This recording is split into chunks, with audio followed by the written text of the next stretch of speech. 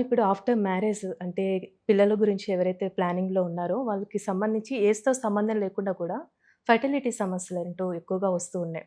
అసలు ఈ ఫెర్టిలిటీ సమస్యలంటే ఎందుకు ఎక్కువగా ఈ మధ్య కాలంలో రావడం జరుగుతుంది కాబట్టి ఎందుకు ఎక్కడ మిస్టేక్ అయితుందంటారు? ఫర్టిలిటీ ఇష్యూస్ అంటే ప్రెగ్నెన్సీ డిలే అవ్వడము, ప్రెగ్నెన్సీ హ్మ్. రాకపోవడం కంపేర్ టు ఓల్డ్ జనరేషన్ ఇప్పుడైతే చాలా ఎక్కువగా ఉంది.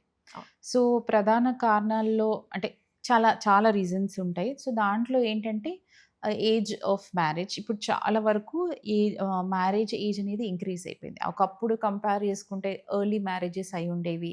సో, తొందరగా ప్రెగ్నెన్సీస్ అయిపోయి ఒక్కొక్కరికి హ్మ్. 4, 5 చిల్డ్రన్ గూడా ఉండేవాళ్ళు ఆ టైంలో. ఇప్పుడేంటంటే సెలెక్టివ్ ఇప్పుడు ఈ లేట్ మ్యారేజెస్ ఒకటి, మ్యారేజ్ అవ్వగానే గూడా అందరూ they are not planning pregnancy. They want some time డిలేడ్‌గా అన్నీ ఇంకా లేట్ ఇది అయిపోయి గూడా మనకు ఈ డిలే అవుతుంది. సో, ఫీమేల్స్‌లో ఎలా అంటే ఎగ్ క్వాలిటీ, క్వాంటిటీ అంటే నంబర్ ఆఫ్ ఎగ్స్ దాని యొక్క క్వాలిటీ అనేది ఏజ్ పెరుగుతా ఉంటే తగ్గిపోతా ఉంటుంది. సో, హుహు. వన్స్ ఒక 30 ఇయర్స్ క్రాస్ అయింది అంటే మనకి ఎగ్ క్వాంటిటీ, క్వాలిటీ అంటే ఏజ్ ఇంక్రీజ్ అవుతా ఉంటే మెల్లిమెల్లిగా తగ్గిపోతా ఉంటుంది. సో, డిలేడ్‌గా ప్రెగ్నెన్సీస్ అంటే లేట్ ఏజ్‌లో కన్సీవ్ అవ్వాలి అనుకున్న వాళ్ళకి దీనివల్ల మనకి ఇన్‌ఫర్టిలిటీ సమస్య వచ్చే అవకాశం ఉంటుంది. అదే కాకుండా లైఫ్ స్టైల్ చేంజెస్.